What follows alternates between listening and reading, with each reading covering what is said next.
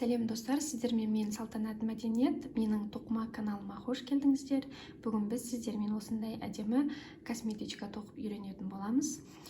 Ең басынан бастаған, тоқыманы енді үйреніп келе жатқан қыздар үшін тоқымаға деген шабытыңызды ашатын мастер-класс болатынына сенімдімін. Мен ең алғаш осындай заттарды тоқып бастағанмын. Бірінші тоқыманы, сондықтан сіздер үшін де пайдалы болар деп түсірдім. Алдымен бізде негізгі бөлігі басынан басталып, осы резина тұрған жерден басталып тоқылады. Осында екі түрлі түстен немесе үш түрлі түстен араластырып тоқысаңыз болады, немесе бірыңғай бір түсте тоқысаңыз да болады. Менде бастапқыда 6 қатар, одан кейін 4, ары қарай 2 қатардан қайталанады. Ең соңында мен мына қайталаған 4 қатармен 2-4 персик, 2-4 қызыл цветті қайталадым. Ең соңында 5 қатармен аяқталынады. Ені менде шамамен 13 см, 15 см, ал биіктігі 13 см. Кез келген жіптен тоқып көрсеңіз болады. Басында бастаған кезде үйрену үшін немесе осындай арнайы косметичка немесе сумкалар тоқу үшін осындай жіңішке жіптер болады. Сонымен тоқысаңыз да болады. Қалауыңызша, және де кір болған кезде стиралкада немесе қолыңызбен жуып, кептіріп қолдана бересіз. Мен мына жерім мынандай замок орнаттым потайной, ал сіз басқа да қыстырғыш секілді заттармен бекітсеңіз болады. Замокпен менің ойымша өте ыңғайлы. Бұны косметичка. Маған керек жіппен таныстыратын болсам, мендегі жіп Yarn Gens Art деп аталады. 55% хлопок, 45% акрил. Мен осы екі түсінен пайдаланатын болам. Мен бұл жіптердің этикеткасын сақтамаппын. Видеоға негізі қазір мен міндетті түрде тауып жазып қоятын болам. Сол жерден көрсеңіз болады. Ал қазір мендегі крючоктың номері 3-5 мм. Менің жібімнің қалыңдығына осы размер келеді. Ал егер сіз бұдан қалың жіппен тоқитын болсаңыз, онда размері үлкендеу крючокпен тоққаныңыз дұрыс. 4-4,5 деген секілді. Жалпы бастаған кезде кез келген жіптен тоқып көруге кеңес беремін. Өте әдемі, сіз үшін бір тоқымаға деген шабытыңызды ашатын мастер-класс болады. Біз ілмек сандарымызды іліп аламыз. Ол үшін крючокпен жіпті алып, мен осылай бастаймын. Кімге қалай ыңғайлы, солай бастасаңыз болады. Крючокқа жіпті осылай салып, былай айландырам. Сол қолыма жіпті ұстаймын.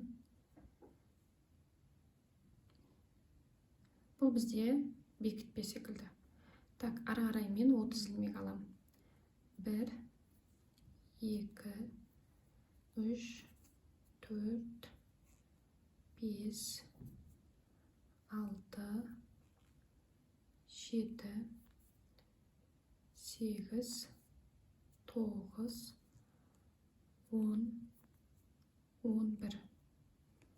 Мінекей осылай 30 ілмек көтересіздер. Мен де 30 ілмек көтердім. Енді бір ілмек воздушный петля дейміз, оны біз қосып санамаймыз, чтобы ілмекті көтеру үшін бір ілмекіне көтереміз. Енді келесі міне мына 30-шы ілмегіміз еді жаңағы. Осы жерге салып, бізде байқасаңыздар, мына жерде мынау ілмектер оң ілмектер секілді. Мынау мысалы бірінші тұрған бізде алды, ал мына жағын арты деп есептейік. Немесе мына жақ алды, мына жақ арты десек те болады. Осылай мына бірінші тұрған ілмекке крючокты салып, жіпті іліп тартып шығарып аламыз. Осы екеуінен бірге шығарамыз. Жіпті өте қатты тартпаңыздар. Келесі қадамды жасаған кезде сізге қиындау болады. Жаңадан тоқып бастап жатқан қыздар үшін де жібіңіз прям қатты болып тоқи алмай тұрсаңыз, тоқыма деген шабытыңыз басылып қалады. Сондықтан жіпті бостау ұстаңыз. Орташа. Осылай қыздар, крючокты саламыз, жіпті іліп аламыз, шығарамыз. Енді осы екеуінен өткіземіз. Бұл бізде 5 накида ілмектер. 5 накид осылай аламыз. Соңғы ілмекке дейін осылай аяқтайсыздар. Бұл бізде қазір екінші қатар, қазір үшінші қатарды көрсетем. Міне менде соңғы ілмектер.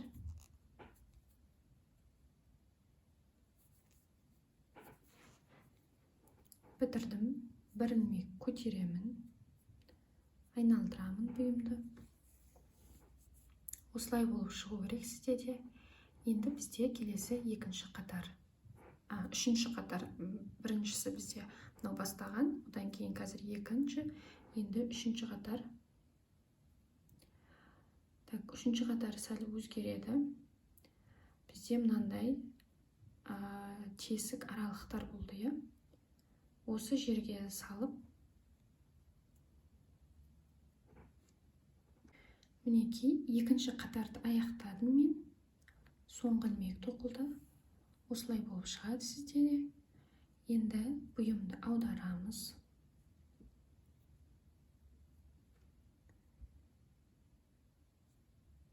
Бір ілмек көтереміз. Бір ілмек көтердік. Енді бізде байқасаңыздар, мына жерде мынандай тесіктер бар. Әдетте біз крючокпен тоққан қыздар осы жерден алып тоқиды, ал қазір біздегі мені үйрететін способ ол мүлде басқаша. Мына жерде мынандай көлденең ілмектер тұр, көріп тұрсыздар. Осы көлденең ілмекпен бірге қосып аламыз. Біріншісі мына жерде тұр, мінекей. Міндетті түрде аласыз бұдан. Осыған салынады, одан кейін мына екеуіне. Бәрінен өстіп өткізіп аламыз. Келесі, мына тұрған көлденең ілмек. Осыдан көлденең ілмекке мына екеуі оң ілмек секілді, міне алды арты өткіземіз. Осылай. Қыздар, бұл жерде мына көлденең ілмектің мына жанынан, именно осы шетінен крючокты осы жерден салсаңыз, екеуінен бірден өтеді. Бұлай шығарып ала қоясыз. Жіпті бос ұстаймыз.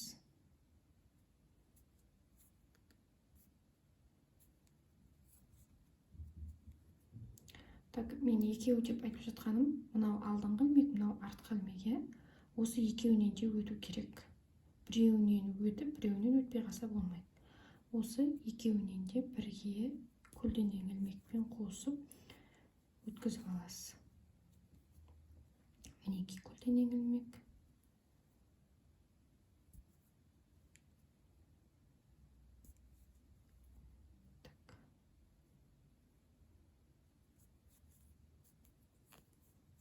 Жіпті бос ұстаймыз, сол кезде бізге ыңғайлы болады тоқу. Жаңа мен сәл тартып қойдым.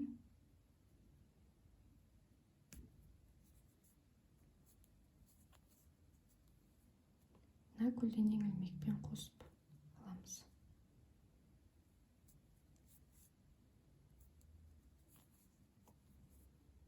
Екінші мына көлденең.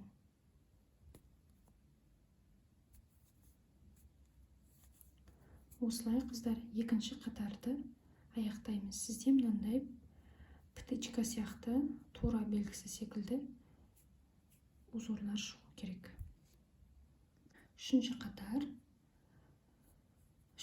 аяқтадым. Бір ілмек көтеремін. Бұйымды айландырамыз.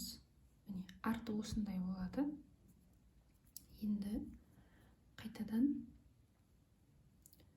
міне тағы да бізде көлденеңінен ілмектер тұр.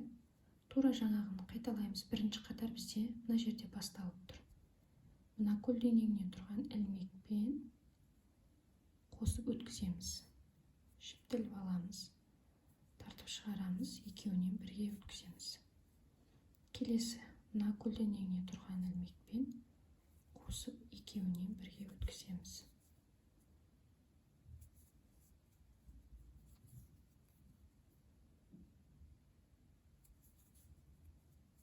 жіпті бос ұстаймыз. Так, осы жіптің, мына көлденең тұрған ілмектің мына жанынан просто салсаңыз, екеуінен бірдей міне өтіп шыға қояды. Қиын емес, қыздар. Бастапқыда көзіңізге қиын секілді болып көрінуі мүмкін, бірақ жіпті бос етіп, үлкен махаббатпен тоқысаңыз, міндетті түрде шығады.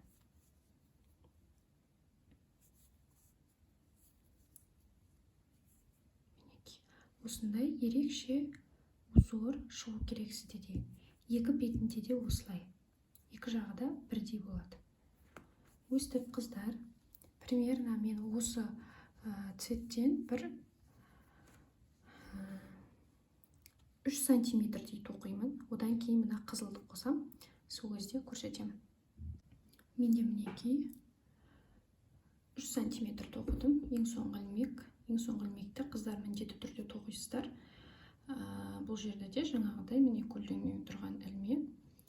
Осы ілмекті былай салу ыңғайсыз болса, соңы болғандықтан осы көлденең тұрған ілмектен бірінші алып, одан кейін былай да алуға болады.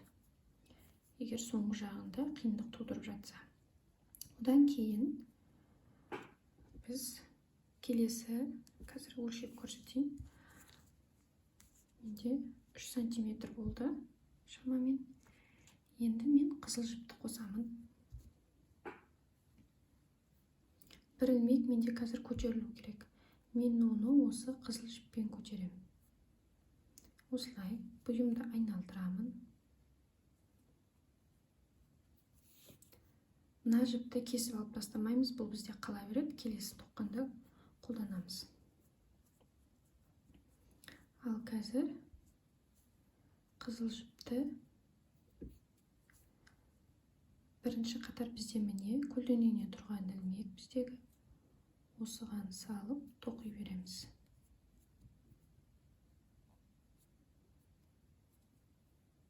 Екеуінен бірге өткізіп аламыз. Келесі.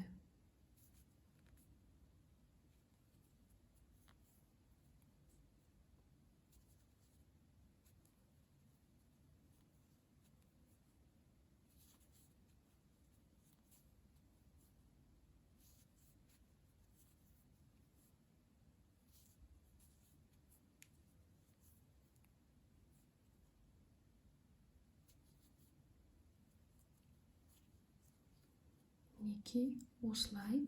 Қызылда мен 2 сантиметр тоқимын. Одан кейін қайтадан мынаны бастаймын. Осы тоқтаған жерімізден жіпті ары қарай жалғастырып алып кете береміз. Так, мына екеуін босап кетпес үшін осылай байлап қойсақ болады. Мінекей достар, мен 4 қатар тоқыдым. 4 қатар менде 2 сантиметр. Мына цветтен, бірінші цветімізден 6 қатар, қызылдан 2 қатар тоқыдым. Енді келесі біздегі этап, мына қызыл жіпті қалдырамыз. Мына екінші бастапқы бастаған жібімізді аламыз. Мына жер аяқталында. Так, бізде жіп үзілмеген, жалғанған көріп тұрсыздар. Осыны бір ілмек воздушный көтереміз. Енді келесі бірінші тұрған жіпке салып, бұрынғыдай тоқи береміз.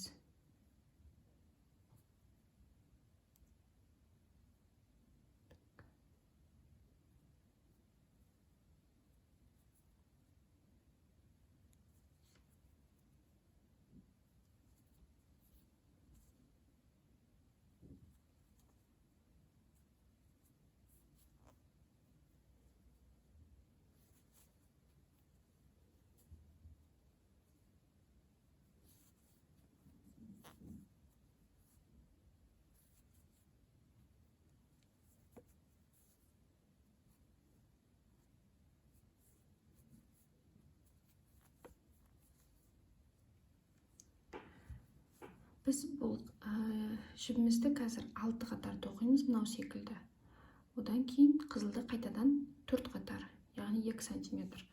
осылай екеуі кезекпе-кезек мен қайталап отырамын. Биіктігі менде шамамен бір 13-12 сантиметр болғанша. Сіз өзіңіз білесіз. Мүмкін мынаның енінде, биіктігінде өз қалауыңызша өзгертесіз, немесе тек бірыңғай түстен тоқысаңыз болады, немесе мына жерде 4 емес 2 қатардан қосып отырсаңыз да болады. Ал сәттілік. Мінекей достар, мен уже тоқып бітірдім. Бұйымымыздың негізгі бөлімін біздің қазір басы мына жақтан басталған еді. 6 қатар. Мына персик түстен 6 қатар, қызылдан 4, одан кейін қайтадан мына түстен 4, 2, 2, 2 қатар, одан кейін 4 қатар, қайта 4 қатар, мынау қайталанады. И соңында мен мына жақты 3 қатармен аяқтадым. Персик түстен 3 қатармен аяқталынды. Мынау екінші беті бұйымның. Бұл жақта тура сондай. Мынау бастаған басымыз 6 қатар, одан кейін 4, 4, 2 қатар, 2 қатар, 2 қатар, одан кейін қайтадан мынау қайталанады 4 қатар, және қызыл 4 қатар. Ең соңында персик 3 қатар қайталанған. Енді осы 3 қатардан кейін мына жерде көріп тұрсыздар, 5 ілмек тастап, 2 жанынан 5 ілмектен тастап, тек ортасын ғана тоқитын боламыз. 1, 2, 3, 1, 2, 3, 4, 5 қатар. Қазір мынау екінші бұйымды тоқып мен сіздерге көрсетемін. Так, мынау бірінші қатар бізде мына жақ саналады. 1, 2, 3, 4, 5. Осы 5-еуін тастап, мына 6-шысынан бастап 6-шысынан бастап тоқимыз. Жіпті просто өткізіп аламыз.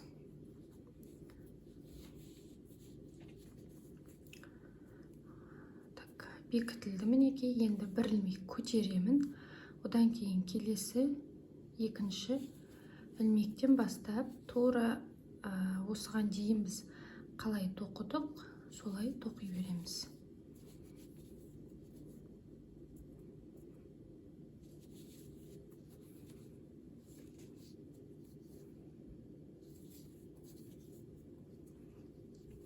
Так, 1, 2, 3, 4, 5 ілмек қалды. Тура сол секілді осыған дейін тоқып келесіз да, мына жерден 5 ілмек қалдыруымыз керек. 1, 2, 3, 4, 5. Осы 5-еу қалады. Мына жерге дейін соңын осылай аяқтайсыздар. Одан кейін қайтадан аударып, мына бетінен екінші қатарды бастап тоқимыз. Осылай бізде 5 қатар тоқылу керек. Мынандай болып, одан кейін бұйымымыз бітеді и бекітеміз. Екі жағынан астын толық тігеміз. Мінекей достар, менде уже 2 бұйым тоқылды. Екеуі де дайын. Және де мен мына жерде аяқтаған кездерде жіптерді осылай ұзын етіп қалдырдым. Қазір тіккен кезде бізге осы жіптер қажет болады. Осымен тігеміз. Егер сіз қалдырмаған болсаңыз, ештеңе етпейді. Ілмекке басқа жіп алып, өткізіп алып тігетін боласыз. Енді бұл бұйымның оң теріс деген жоқ. Екі жағы да бірдей. Сондықтан өзіңізге қалай ыңғайлы, солай екеуін бірге беттестіреміз. Айтпақшы, мына жерде бізде мынау мысалы ішкі беті деп алатын болсақ, сырт жағы былай тұрады, ал ішкі жағы осылай келу керек. Сондықтан біз қазір бұл жерге резина бекітетін боламыз, замок. Сол кезде әдемі тігілу үшін мынандай жаңа ең алғашқы бастаған ілмектерімізді тесік қалған жағын осы сырт жағына қаратып бекітсеңіз болады, екеуін бірге. Сонда кішкене әдемірек көрінеді. Осы екі жағы, бұл алды бізде тігілмейді, бұл жерде замок. Қазір біз мына екі жағын және астын тігетін боламыз. Мен қазір мына екінші жағынан бастаймын. Так, жібімнің қалдырып кеткен жібім. Мен оны бізге ілдім инеге. Енді бастап екеуін бірге беттестіріп тігеміз. Мына жақ менде қазір инеге өтіп тұр. Мен қазір мына екінші бетке салуым керек. Мінекей осылай екеуінен бірге өткізіп алам. Одан кейін келесі екінші ілмек. Міне бізде шығып тұр, көрініп тұр. Осы екеуінен өткізіп аламыз. Келесі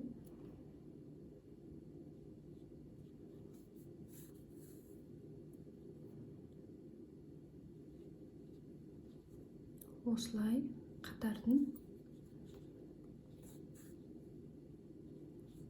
соңына дейін осылай тоқимыз, тігеміз.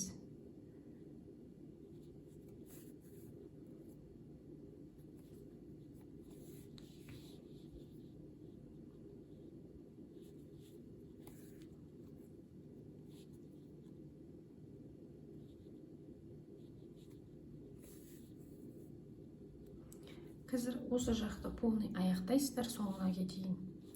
Одан кейін екінші бетін, мына бетін астына тиіспейміз, тек мына жақты, мына соңына дейін екінші жағын аяқтаймыз.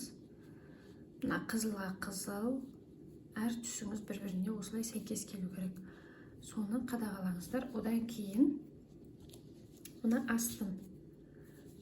астыңғы бөлігін, мына екі бетін біріктіріп, осы үш жағын өздеріңіз тігіп шығатын боласыздар.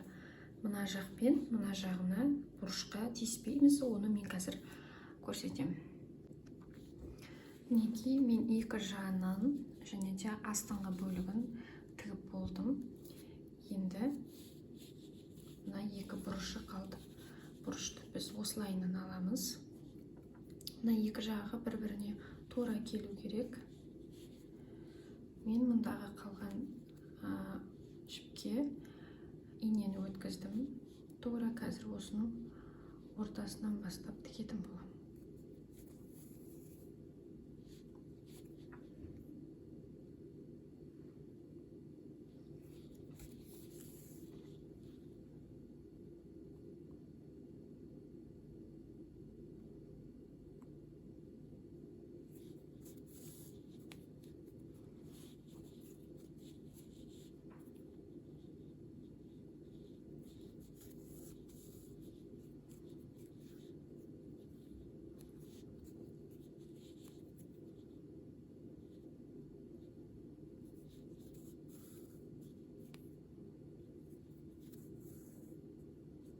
Мінекей мына жағы аяқталды. Енді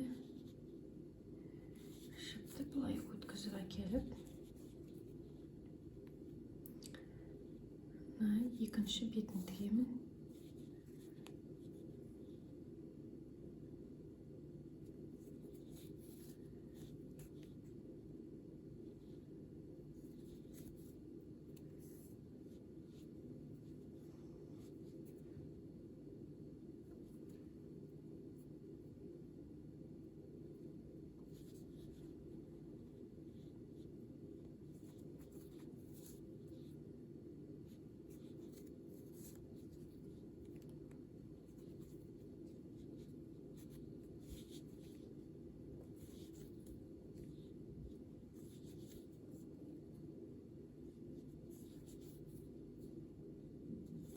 Жіпті осылай жасырып, кейін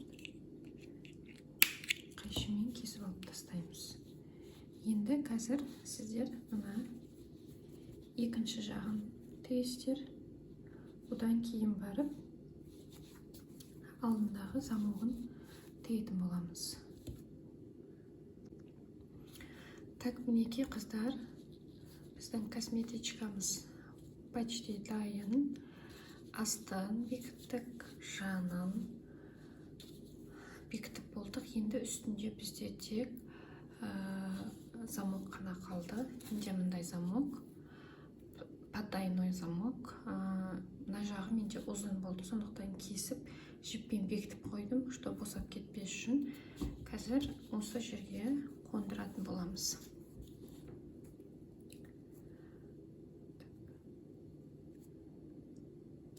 Мен кәдімгі инеге өткізіп алдым жіпті. Осы косметичкам тоқыған жіппен тігетін болам. Немесе осындай түсте сізде жіңішке кәдімгі жіп болса, сонымен тіксеңіз де болады. Ал мендегі бар осы.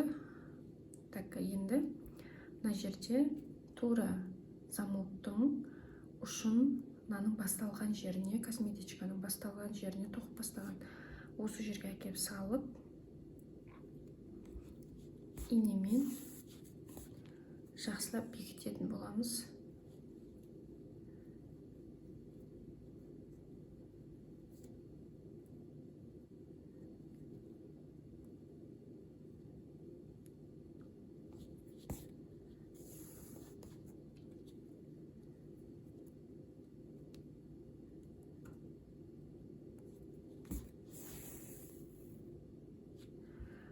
Бұған қыздар астар тоқудың қажеті жоқ.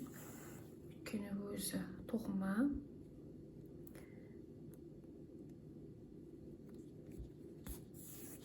Неге осылай соңына дейін тоқимыз, тігеміз.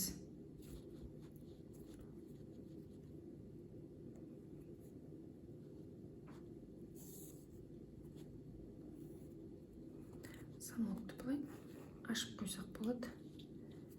Өстіп, міне қыздар, соңына дейін тігеміз. Бізде осылайынан тұру керек. И мына екінші бетінде солай. Екінші бетінде де тура мына басталған жерден әкеліп, осылай аккуратно асықпай тігіп шығатын боламыз. Ең соңында мына жерде екеуінің басын замоктың осылай бекітіп қойсаңыз болады. Тігіп біткеннен кейін замок шығып кетеді деп не қылсаңыз, тігіп қойсаңыз болады. Бірақ шарт емес, негізі ашқан кезде шықпайды замок. Дегенмен де әдемі болып тұру үшін солай істесеңіз болады. Именно аяқ жағында да сондай. Мен былай тігіп қойдым аяқ жағын. Өстіп, ал егер мына жерде мысалы артылып қалатын болса, шамамен оның еш қиындығы жоқ. Келген бетінен осылай екі жағынан тігесіз, ал артық жағы астында қала береді. Неге осылай тоқып тігіп аяқтайсыздар, қыздар? Менің мастер-классым ұнаса, сіздерге комментарий жазып, лайк басып, каналыма тіркеліп, қолдай кетіңіз және жақындарыңызбен осындай мастер-классты бөлісе отырыңыздар.